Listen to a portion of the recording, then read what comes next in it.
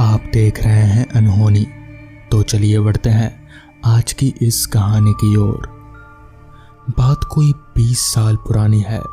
हम यानी मैं अपने माताजी और पिताजी के साथ अपने पैतृक गांव में दादाजी से मिलने गए हुए थे। गर्मियों की छुट्टियां थी, इसलिए पिताजी हमको छोड़कर वापस चले गए। करीब 10 दिन बाद दादाजी को तेज बुखार हुआ। मैं वैद्य जी को लेने घोड़ा गाड़ी पर उनके घर पहुंचा तो उनकी पत्नी ने कहा कि वो अपने दवा खाना के लिए निकल गए हैं। मैं उनके दवा खाने जा पहुंचा। वहां गांव के लिए कोई भी व्यक्ति किसी को भी कोई तकलीफ हो वो इलाज करवाने के लिए आया हुआ था, इसलिए उन्हें पहले देखते देखते देर हो गई। सब काम निपटाकर दवा खाना बंद कर निकलते हुए देर हो गई थी। चूंकि घर के घोड़ा गाड़ी में लेने आया था, अंततः मैं आश्वस्त था कि दादाजी देर होने पर ज्यादा परेशान नहीं होंगे। रास्ते में मैंने वैद्य जी से प्रश्न किया कि क्या वो कभी भूत प्रेत आदि से मिले हैं। इसके जवाब में उन्होंने एक आप बीती सुनाई। कुछ साल पहले जून माह के अंत के दिनों की बात है। वैद्य जी अपने जमीनों के किसी काम से शहर गए थे। उन्हीं दिनों मूसलाधार बारिश हो रही थी। वापस आकर वैद्य जी थोड़ी बारिश कम होने पर दोपहर के समय छतरी लेकर दवा खाने जा पहुंचे। काफी दिनों से बंद होने पर दवा खाने में सीलन की बदबू आ रही थी। अंततः दरवाजे खिड़की सब खोलकर साफ सफाई करके काफी देर तक बैठे रहे। शाम होते होते बारिश फिर बहुत तेज हो गई और कम होने के आसार भी नहीं लग रहे थे। ऐसे में दवाखाने में बैठे रहने का कोई कारण ना होने पर खिड़कियां बंद कर सामान जमा कर निकलने की तैयारी कर रहे थे कि किसी के आहट सुनाई दी। दरवाजे पर खड़ा हुआ इंसान बाहर के उजाले और अंदर के अंधकार के बीच होने से एकदम से पहचान में नहीं आया, पर अगले ही पल वैद्य जी ने पहचान कर पूछा, अरे हरिया, क्या बात हुई? हरिया का रुआंसा स्वर आया, वैद्य जी, बेटा बहुत बीमार है। पिछले 4 दिनों से रोज आ रहा था। आप शायद बाहर गए थे, जल्दी चलिए न कृपया। अपने बैग में जरूरी दवाएं ले वैद्य जी उसके साथ निकल पड़े। हरी उनके दवा खाने से कोई 1 मील की दूर पर रहता था। उसने घर पहुंचकर देखा घर में अंधेरा था। वैद्य जी ने हरी को डांटते हुए कहा, जल्दी से दिया जला, बीमार का कमरा उजाला और हवादार रहना चाहिए। वो अपनी टॉर्च के सहारे अंदर घुसे और हरी दूसरे कमरे में गया दिया लेने। वैद्य जी ने देखा लड़का सर से पैर तक चादर ओढ़कर सो रहा था। पास रखे कुर्सी पर बैठकर वो बच्चे का हाथ पकड़ उसकी नाड़ी को देखना चाहते थे, इसलिए उन्होंने चादर में अपना हाथ डाला, उसका हाथ पकड़ा और डर के छटक कर छोड़ दिया। उनके हाथ में सिर्फ 2 हड्डियों का एहसास हुआ था। एक झटके से चादर हटाते ही उनकी आंखों के आगे अंधेरा छा गया। बिस्तर पर सिर्फ एक बच्चे का कंकाल लेटा था। उनकी मूर्छा जब टूटी तो सुबह का उजाला हो चुका था। उन्होंने उठकर अपने बैग और टॉर्च को उठाकर चारों ओर पूरा घर खाली था, कहीं कोई नहीं था। अपने घर की ओर जाते हुए उनकी मुलाकात रामचरण से हुई। हरी के बारे में पूछने पर उसने बतलाया, आप जब नहीं थे तब उसके बच्चे को बहुत तेज बुखार हुआ। आपकी अनुपस्थिति को दिखाने में केवल एक ही जगह बची थी, शहर, पर वहां जाने के लिए उसके पास पैसा नहीं था। वो भागता हुआ साहूकार के पास भी गया, लेकिन उन्होंने भी उसको दुत्कार कर भगा दिया। 2 दिन पहले ही उसका और उसके बेटे की मौत हो गई और गांव के लोगों ने ही उनका अंतिम संस्कार किया। कहानी खत्म होते होते हम भी अपनी हवेली के पास जा पहुंचे। दादाजी को दवा देकर वैद्य जी वापस घर अपने निकल गए। तो दोस्तों, ये थी आज की पहली कहानी। तो चलिए बढ़ते हैं आज की दूसरी कहानी की ओर। कहानी मेरे ननिहाल की है, जो ढाका के पास एक छोटे से गांव विक्रमपुर का है। हम लोग अक्सर गर्मियों की छुट्टी में ननिहाल जाया करते थे। मेरे नाना के पड़पिता एक जमाने में उस गांव और पास के 3 गांव के जमींदार थे।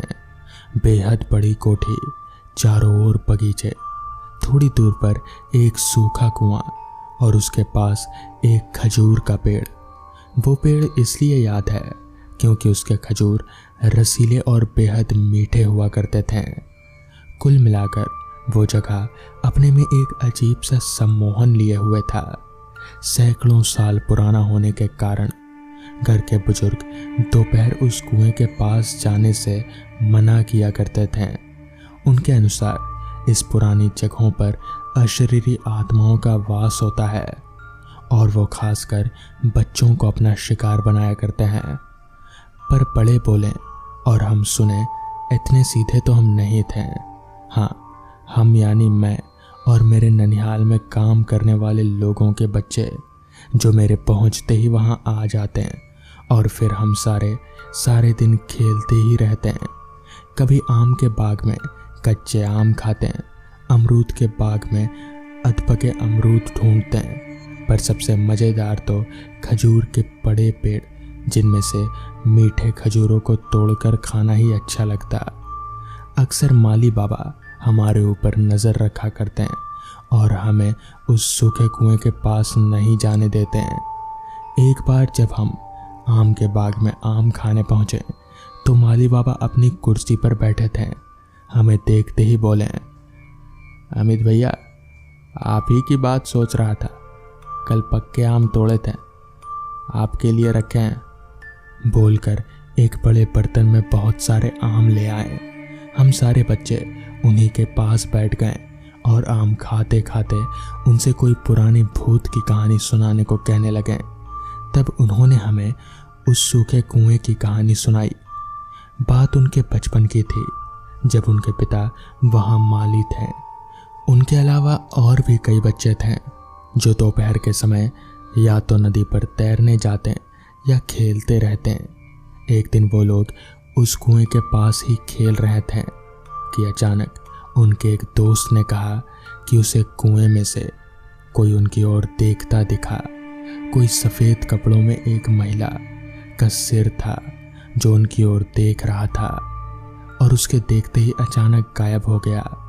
सभी खूब हंसे, उसे डरपोक बोलकर, जिससे वो नाराज होकर चला गया और वो लोग फिर से खेलने लगे। उनका एक दोस्त जो थोड़ा थक गया था, उस कुएं के मुंडेर पर जा बैठा और बाकी वहीं खड़े खेलते रहे। थोड़ी देर बाद एक अजीब सी चित्कार सुन सब जैसे ही कुएं की ओर घूमे तो जो देखा उसे देखकर उनके होश उड़ गए। एक सफ़ेद साड़ी में लिपटी औरत ने उनके दोस्त के सिर को अपने मुंह में लेकर अपने साथ कुएं के अंदर दीवारों पर एक गिरगिट की तरह उतरती जा रहे थे। देखते ही सारे बच्चे दौड़े और परिवार के लोगों को सूचित किया। गांव के एक मौलवी को साथ ले सब दौड़ते हुए आ पहुंचे।